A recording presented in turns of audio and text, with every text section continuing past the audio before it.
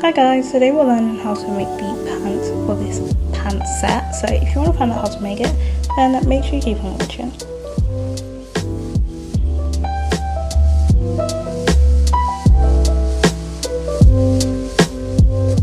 One thing about me, I love a shortcut. So we are using trousers that we already own to kind of trace and mark out the pants for this.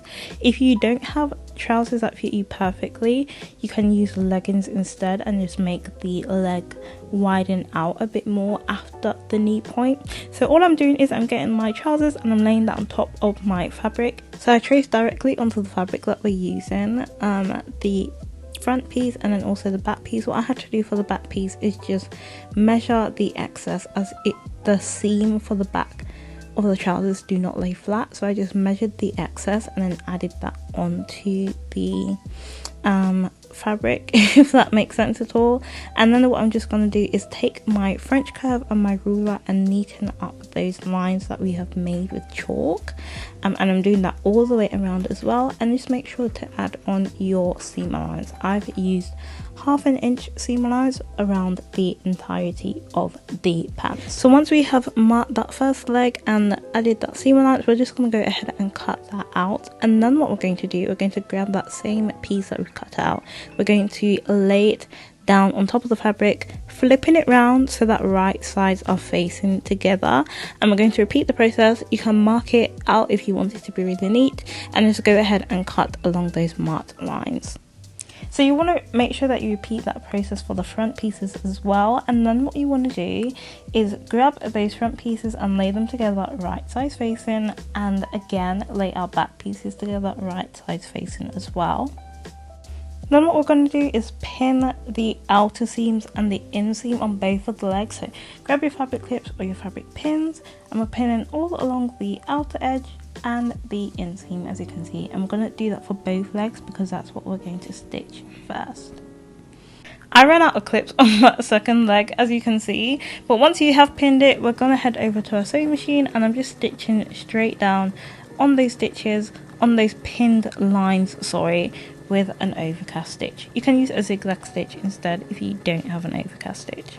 So I've stitched down both sides of the leg. Now I'm going to flip this inside or right side out, and I'm going to do the same for this leg. Then what I'm going to do, I'm finding the crotch. So I'm finding the crotch and I'm matching that together on both legs, as you can see. So I'm matching it here. I'm just going to grab my fabric clip and pin or clip that in place, and then I'm going to pin from one side all the way up and the other side all the way up as well.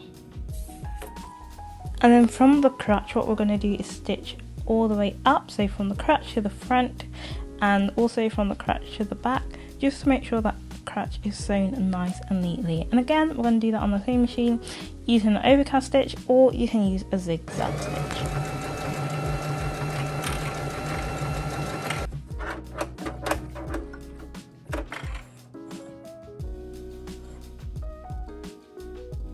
Next we're moving on to the waistband, and for that I'm grabbing my fabric and folding it in half. I struggled a bit to get it to actually sit on the table without falling off, but once you have grabbed your fabric, you folded it in half, we're going to measure from the folded edge, and we're measuring the circumference of our waist divided by 2. I'll put the pattern on the screen so it's easy to follow. So it's circumference of your waist divided by 2 plus 1/2 inch for seam allowance, and then the width of our waistband is going to be 3 inches, I believe. I'll make sure that I put it on the screen so you can follow along. So I'm just going to make those markings, and then I'm going to cut along those lines to cut out our waistband. Just to know, our waistband is going to be 1 inch thick, and that's why I've used 3 inches. So if you want your waistband to be thicker, bear in mind that it will need to be the desired length of your waistband times 2, and then plus 1 inch for 1/2 inch seam allowance on both sides. So I've cut up the waistband. Now what I'm going to do, I'm going to stitch along this line here, and I'm going to use 1/2 inch seam allowance to do that, and I'm going to come back. Right, so I am back with my pants that are here and the waistband that's here. So now what I'm going to do, I'm going to flip this waistband, I'm going to fold it in half like this, and then I'm going to pin this point, so where the seam is connected, I'm going to pin this to the back of the legging. So you want to make sure that the back, you find the back should be the shorter side, so the crotch should be longer than the crotch at the back should be longer than the crotch at the front.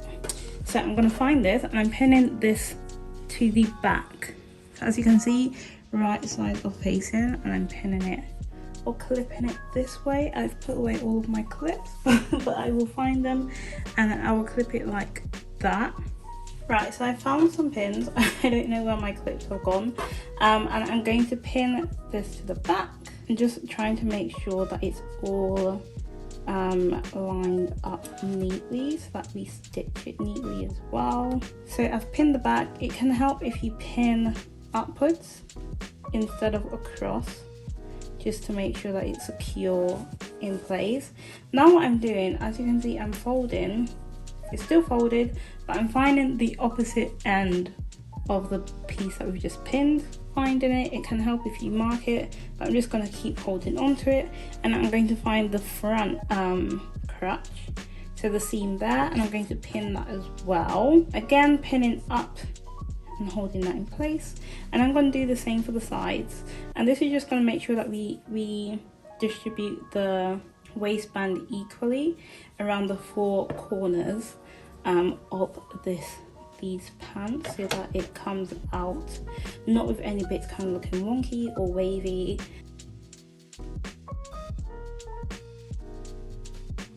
Yes, I'm stitching all the way around using a 1/4 inch seam allowance, and I'm just going to leave a 1 inch gap, just so that we can make sure that we add the elastic in afterwards.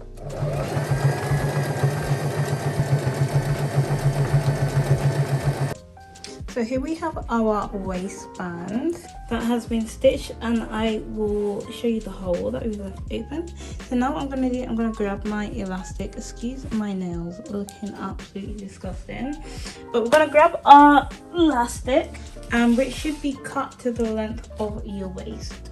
So you'll need elastic, you will need a safety pin, and you're pushing it through one end, and you are securing it in place, and then we are going to find the hole again, and we're just going to push it through. So there's 3 holes at the moment, so pushing it through the waistband hole and pushing it all the way around until it pops out the other end. Take your time with this.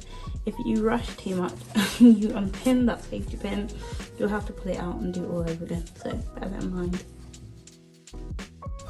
Then we're going to overlap the elastic, as you can see, by about 1 inch, and then we're just going to stitch a square to sew that elastic closed.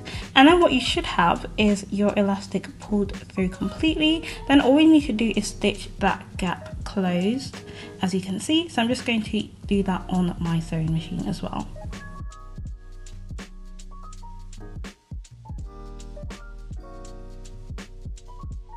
Before I hem the pants, I'm just going to do a overcast stitch at the bottom, and that's just because I don't have a serger and I don't want these pants to fray once I've done that final hem. If you've been on my channel before, you have seen me hem before, but just in case you haven't, I'm going to show you how we're going to do this. So we have our pants. I have stitched around the bottom just with a overcast stitch so it doesn't fray, and then I'm going to fold it up by 1/2 inch. And I'm pinning all the way around, or clipping all the way around, and then I'm just going to go in with my twin needles on my sewing machine to secure this stitch in place. And once we've made that stitch, we are all done and good to go. This is what it came out looking like in the end. Leave a like if you enjoyed this tutorial, and I've shared the matching top tutorial as well, so make sure you check out that video next. I'll see you over there. Bye guys.